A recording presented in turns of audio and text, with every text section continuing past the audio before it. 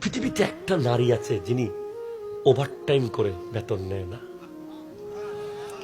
যিনি 24 ঘন্টা চাকরি করে বেতন নেয় না, যিনি চাকরি করার সময় প্রতি সেকেন্ডে সেকেন্ডে বকা খায়, বেতন নেয় না, যিনি ঘুমানোর সময়ও উঠে যেতে হয় আধা পথে, প্রতিবাদ করে না, খাওয়ার সময় নিজে না খেয়ে পরিবারকে খাওয়াতে হয়, প্রতিবাদ করে না, বেশিরভাগ সময়ে পোড়া ভাতগুলো খায়, বেশিরভাগ সময়ে বেঁচে যাওয়া হাড্ডি হুড্ডি তরকারির এই সেইগুলো খেয়ে জীবন কাটায়। কোনোদিন মন খুলে বলে নাই, বাবারে আমার একটা শাড়ি কিনে দিবি, বাবারে আমার এক জোড়া জুতা কিনে দে।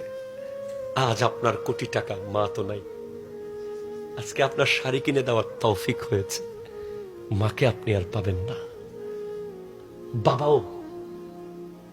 বাবা তো প্রতিদিন চাকরি ছেড়ে দিতে চায়, বসের গালি খেয়ে, বসের বকা খেয়ে কত রকমের কথা শুনতে হয় অফিসে, কত রকমের কথা শুনতে হয় কাজের জায়গায়।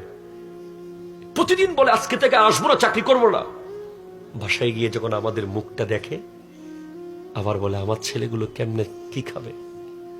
আবার চলে যায় যিনি, যার গেঞ্জিগুলো ছিঁড়া গর্ত গর্ত হয়ে যায়, তার নাম বাবা, ঠিক না?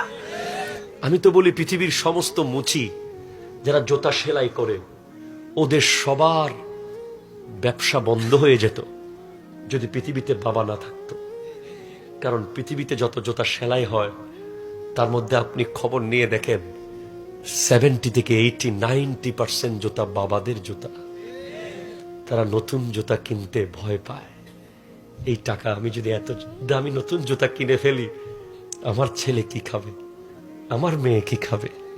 বাবারা কোথাও গেলে এক টুকরো কুস্ত পেলেও মনে মনে ভাবে যে পকেটে করে নিয়ে যাই, বাসায় আমার মেয়েটা আছে, তার নাম বাবা, ঠিক কিনা জোরে বলেন।